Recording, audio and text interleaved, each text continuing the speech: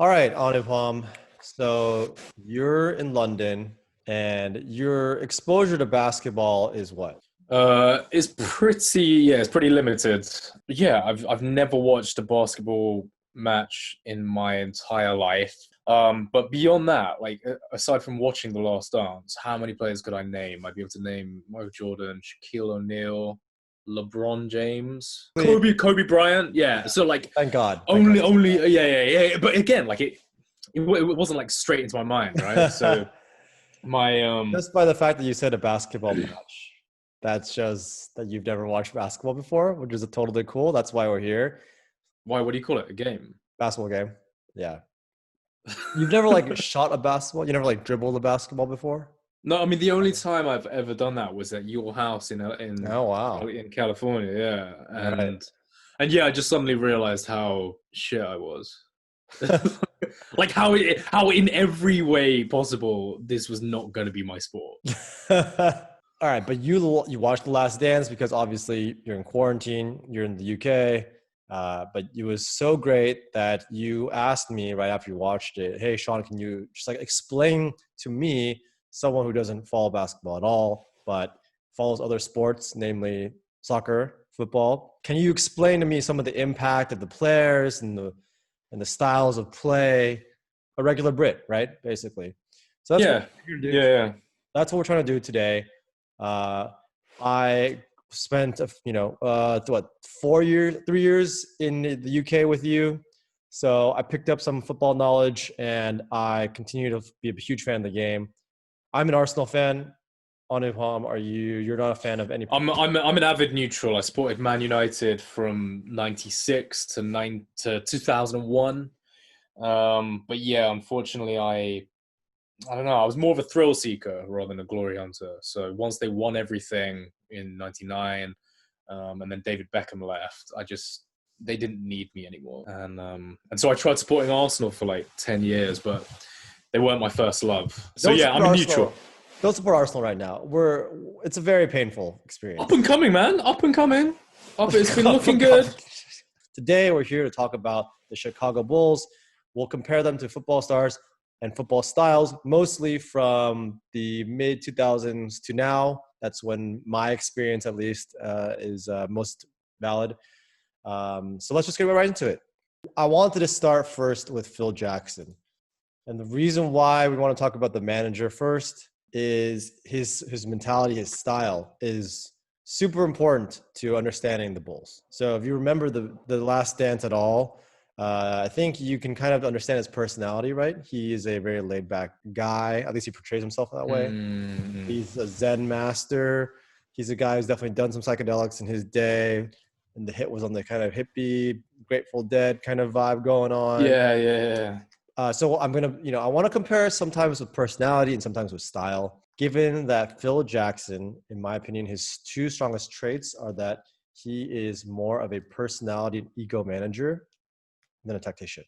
Okay, so More of a person. yeah, Okay. like for instance, I think of Pep, and Pep I think of as like he's Just looking like at the moving things around, like doing all this, right? exactly. Pep's always like, all right, if I can move my fullback to become a center mid, and then if I can move my, striker to become a midfielder or whatever, like all these different experiments, he's tinkering with different things, and that's his obsession, right? Yeah. Phil is a guy who is, he's really famous for motivational tactics, for being hands off. Traditionally, when a lot of coaches, when they see their teams going on a losing streak, like if their team is falling behind by a lot of points and the other team is doing really well, they'll call a timeout. They'll say, okay, let's pause, let's reset, let's remember where our tactics are, and we'll get back into things, right? Phil is a guy who's famous for just sitting back, not calling a timeout, letting his players figure it out for themselves.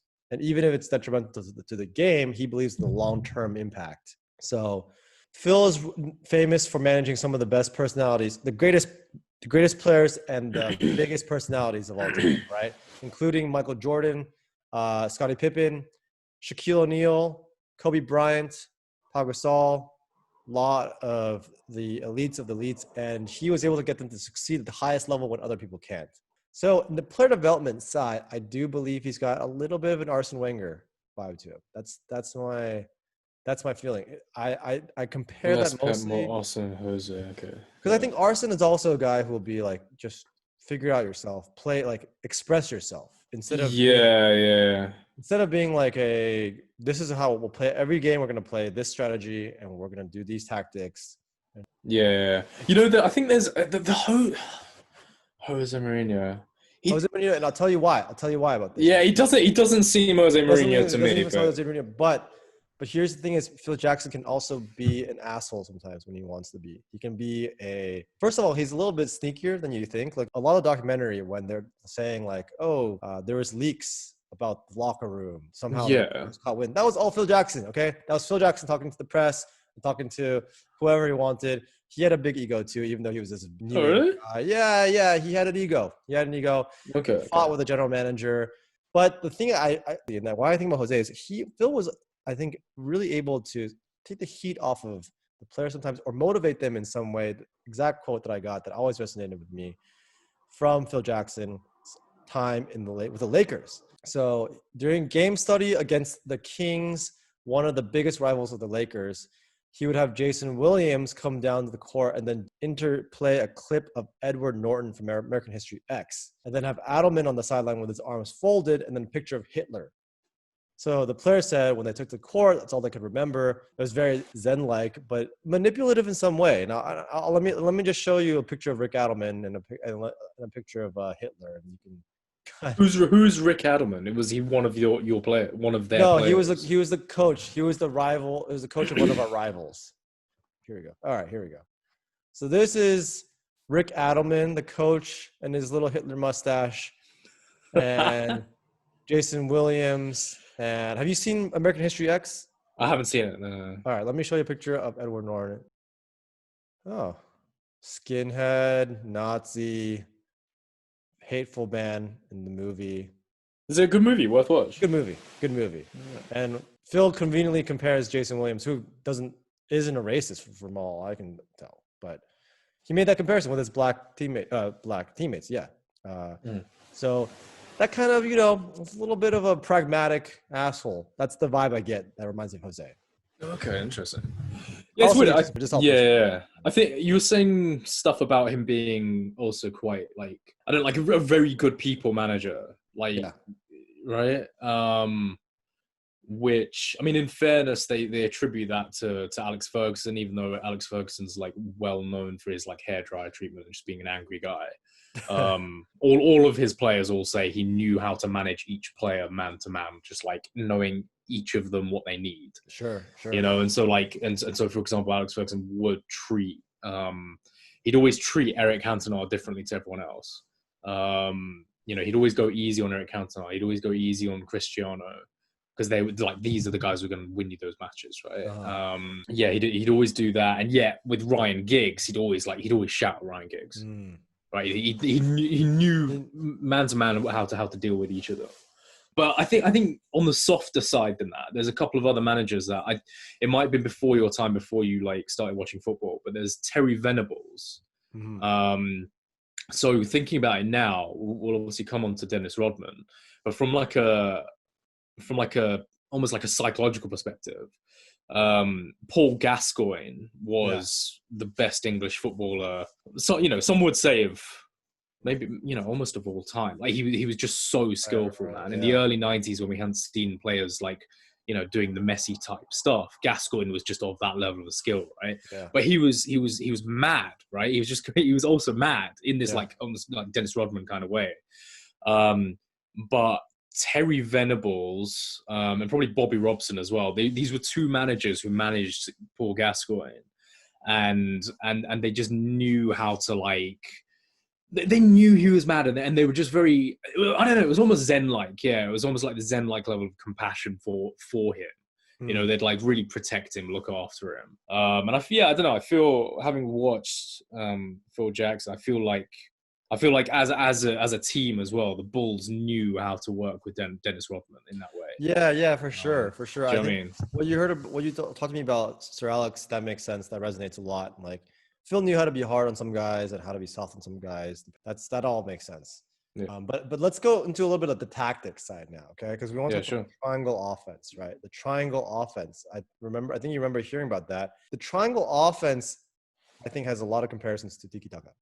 Okay, the famous started with total football, became popularized by Pep in 2008 with Barcelona, and just here's a few words that I had wrote down for both of these. I think they can explain both, right? They're both about space. They're both about positionless football, basketball, where everyone's rotates and plays different roles depending on where they are on the pitch Oh, or on the okay. court. Yeah. It's about creating options, making sure that the person who has the ball has multiple different outlets.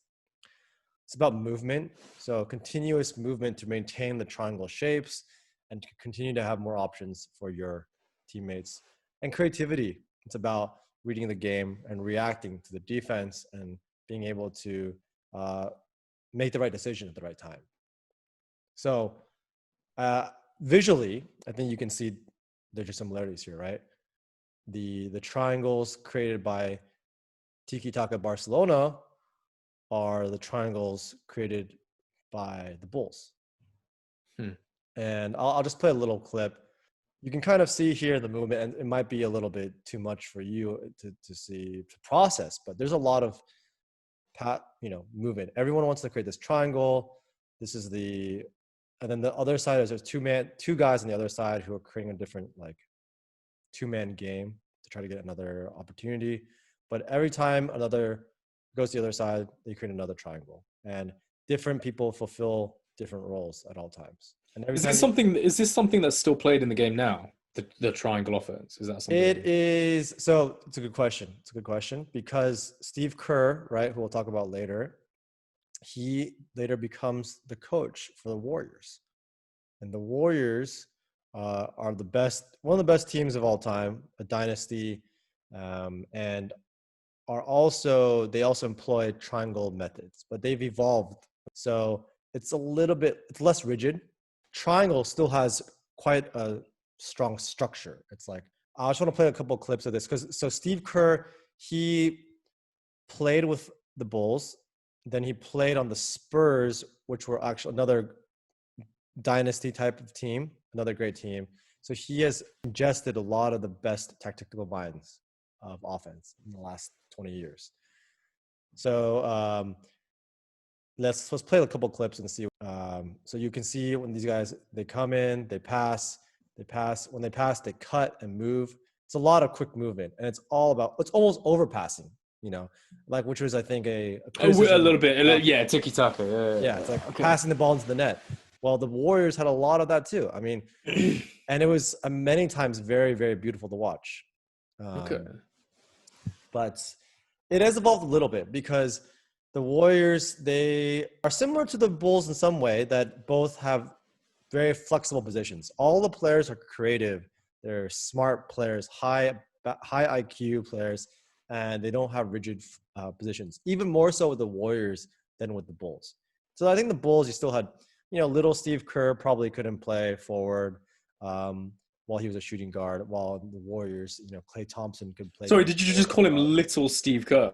Yeah, comparatively, relatively little. He's 6'3", right? Yeah, he's 6'3". Yeah, but compared to the average player, he's little. He's little. I do remember. I remember hearing it in the Last Dance. Michael Jordan goes, when they had that fight, and he was like, "Oh man, like I was picking on the smallest guy in the team." Right. 6'3", man. Yeah, I know. Yeah. But yeah, so the Warriors, they at some point you have most guys being 6'4" to 6'8", 6'9". Yeah. I was like, everyone could just switch everything, and that meant it was so hard to defend because you have to think so quickly in order to. And yeah, you can. I mean, I don't know how much we need to play of tiki taka, but I think you can see a lot of similarities. You watch all these in the same time. Like, it's about passing, movement, triangle, opportunities, passing, movement. A couple of you had also asked how the game evolved, right? I want to compare a shot of 1990. I think this is 94, 95. Maybe this is 96. It's late 90s to 2017. Okay. Look at the spacing here. This is still a pretty small rectangle, right? It's a pretty crowded court. While, as you can see, I don't need to draw this out for you. This Yeah. I mean, is that much entire larger. space is completely empty. Yeah. Yeah. There's a couple of factors for that. One. So are people playing a higher line now or something? Do you know Yeah, what I you mean? could Like kind of they're say that. defending That's a good further analogy. up the court. It's a good analogy, yeah. And I think, well, partially it's because everyone now tries to be a shooter. So, for instance, this Rockets team, which are the most progressive team in the NBA, they have the most experimental strategies. Oh, okay. They're a little bit like the RB Leipzig of the NBA. Everyone on this team in red can shoot the ball from 3-point line. So the defenders here, they need to respect. Wait, was that so everyone can shoot from the 3-point line? Yeah. And therefore you need to guard them. they yeah, okay. So here you still got a couple guys who are inside the, what's it got? At least two guys, maybe the third guy here, I can't really tell, is at the, inside the arc in the 2-point territory, right? Only one guy is above the 3-point line. So this means their defenders can just so more back in the 90s, more 2 points were scored. Yes, simply. Far more. Michael Jordan averaged, I would say 3 to 4 threes a game. Okay. Now Stephen Curry, he makes 7 or 8 threes a game. Incredibly more emphasized as part of the game.